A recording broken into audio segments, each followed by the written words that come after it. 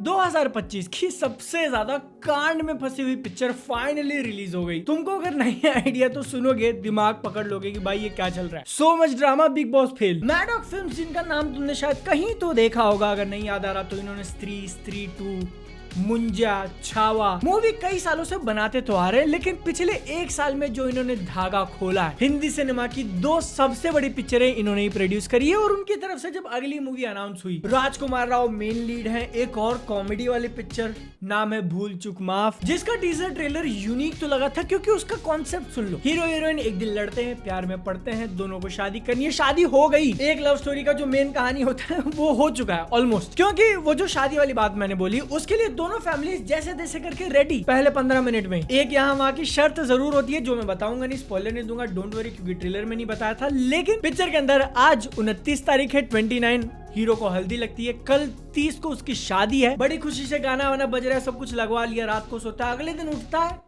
फिर से 29, फिर से हल्दी की तैयारी हो रही है, फिर वो हल्दी लगवाता है, फिर से गाना बजाना होता है, फिर रात को जाके जब सोता है अगले दिन उठता है, फिर से 29, फिर से हल्दी की तैयारी हो रही है। तो जिस 30 तारीख का वो इंतजार कर रहा था कि 30 को मेरी शादी होगी, वो 30 आ नहीं रहा है, रिपीट पे सिर्फ 29 चल रहा है, टाइम लूप। व्हाई मैं नहीं बताऊंगा, because I care about you, no spoilers. वही इस मूवी की मेन कहानी है और इसका मेन मैसेज। अब जब मैं तुम्हारे बारे में इतना केयर कर रहा हूं तो व्हाट्सएप चैनल ज्वाइन कर लो, लिंक डिस्क्रिप्शन में है। तो बेटो पिक्चर मैंने तुमको समझा दिया। पिक्चर के साथ जो होता है 9 तारीख को रिलीज होने वाली थी। फोन के नोटिफिकेशन को ऐसा नीचे करके देखो, आज 9 तारीख नहीं है। धूमधाम से टीजर, ट्रेलर, प्रमोशन सब कुछ चालू कर दिया था कि हम लोग 9 मई को आने वाले हैं। लेकिन इंडिया पाकिस्तान का जो कुछ हुआ, तो अपने आने के ठीक एक दिन पहले इस मूवी के मेकर्स अनाउंस करते हैं कि हम लोग थिएट्रिकल रिलीज कैंसिल कर रहे हैं, पोस्टपोन, डिले, बाद में कभी आएंगे, नहीं, सीधा उड़ा दिया। एडवांस बुकिंग चालू कर दी थी, एडवांस में टिकट बेच दिए थे, सब कुछ कैंसिल। उसके बदले बेटा जी ठीक एक हफ्ते बाद, मतलब अगले ही फ्राइडे 16 तारीख को तुमको ओटीटी पे देखने मिल जाएंगी प्राइम वीडियो। थिएटर वाली रिलीज को डिलीट, जो यूजुअली 2 महीने बाद मूवीज आती है ओटीटी पे, तुम एक हफ्ते में ले लो, जिससे किसी को कोई दिक्कत नहीं होनी चाहिए थी, क्योंकि प्रोड्यूसर ने पैसा लगाया, पिक्चर बनाया, वो जहां रिलीज करे। शॉकिंग था, लेकिन लग रहा था कि मैटर सेटल हो चुका है। लेकिन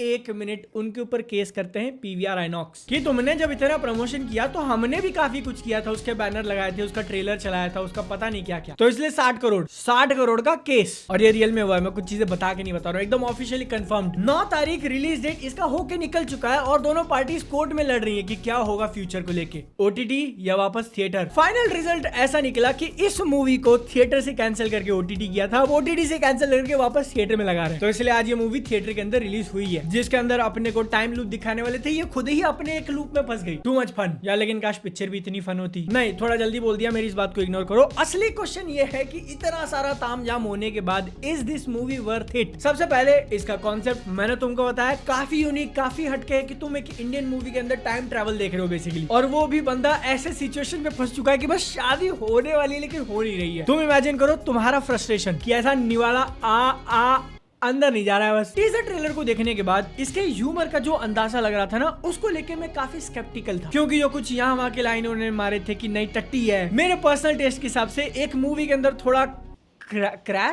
crash is the correct word, कि जिसको सुन के तुम हंसने के बदले ऐसा मुंह बना लो कि यार थोड़ा ज्यादा नहीं हो गया। टट्टी वाले बहुत सारे जोक्स हैं इसके अंदर, मैं सबकी बात नहीं कर रहा हूँ, बट कुछ ये डर मुझे लग तो रहा था कि वो लोग हंसाने के चक्कर में पूरी पिक्चर ही ऐसी ना बना दे कि बहुत ज्यादा कर रहे हो। लेकिन जो फाइनल रिजल्ट मैंने देखा, उसके अंदर इसका ह्यूमर काम करता है, may be 50-60% of the time, जिसके पीछे सबसे बड़ा क्रेडिट तो मैं एक्टर्स को दूंगा। राजकुमार राव जो फॉर्म में चलते हैं और हिट करते हैं ना, तो डायलॉग्स की भी जरूरत नहीं पड़ती।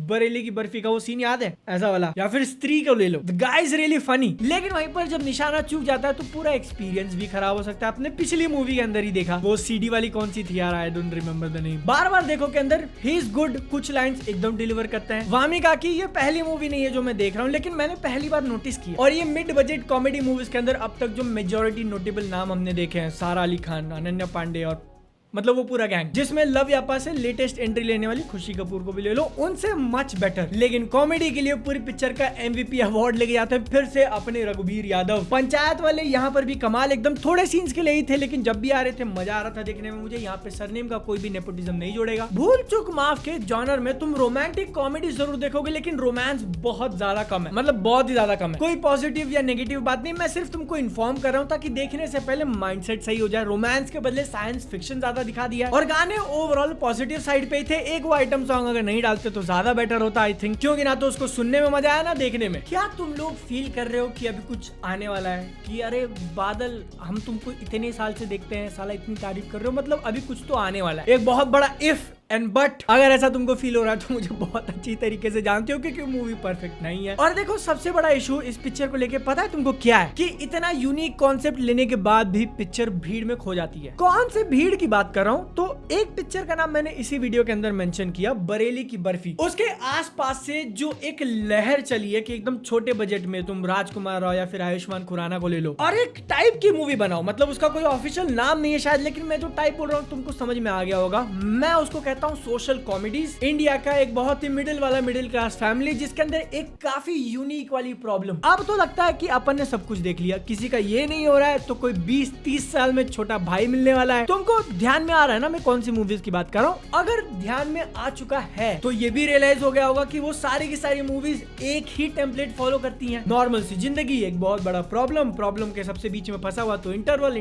के बाद धीरे धीरे करके सोल्यूशन, एंड में एकदम ड्रामेटिक वाला सीन। बात सही है नहीं? कहो सही है कि नहीं? तो ऐसे में ये आज वाली movie time travel time loop पे बेस्ड है, लेकिन फिर भी वही सब। और अगर तुम इसके मिड पॉइंट पे रुक कर अंदाजा लगाओगे ना कि क्या हो सकता है, मूवी कहाँ पे खत्म होने, तुम एकदम 100% करेक्ट हो। तुम बस अंदाजा लगाने की कोशिश करो। That is how predictable it is. दूसरी प्रॉब्लम की मूवी उसी फील्ड के अंदर भी बहुत ज्यादा ऊपर हाई टच नहीं कर पाती। ना तो इसके कॉमेडी ह्यूमर में कोई ऐसा मोमेंट है जहाँ पे तुम खुल के एकदम हंसे ही जा रहे हो, ना तो इसके इमोशनल सीन्स उतने इंपैक्टफुल है कि भाई क्या दिखा दिया, आंसू आ गए। नहीं, it's more like good enough. इतना गुड इनफ कि मेरे को बोर नहीं हो रहा, इतना गुड इनफ कि मेरे को बंद करने का मन नहीं कर रहा, जो कि एक्चुअली काफी सारे लोगों के लिए प्लस पॉइंट भी हो सकता है क्योंकि तुमको उतनी सीरियस पिक्चर देखनी नहीं है। एक गुड टाइम चाहिए, तुम अपने फैमिली के साथ जाओ जिसके अंदर कोई भी किसिंग सीन वगैरह नहीं है। और क्योंकि तुम इस पूरे जॉनर से ऑलरेडी वाकिफ हो, 5, 10, 15, 20 पता नहीं कितनी मूवीज देख रखी हैं, तो you know what to expect, और ये वही डिलीवर करेगी। Definitely better than Vicky Vidya का वो वाला वीडियो। लेकिन जब पिक्चर खत्म हो गया और अगर तुम थोड़े बहुत भी साइंस फिक्शन टाइम ट्रेवल के फैन हो तो ऐसा फील होगा एक लॉस्ट अपॉर्चुनिटी। और आज के दिन इस मूवी को थिएटर के अंदर रेकमेंड करने का सबसे बड़ा नेगेटिव पॉइंट क्या है पता है? वो जो मैंने तुमको स्टार्टिंग में पूरा कोर्ट वाला केस वाला मामला बताया। पिक्चर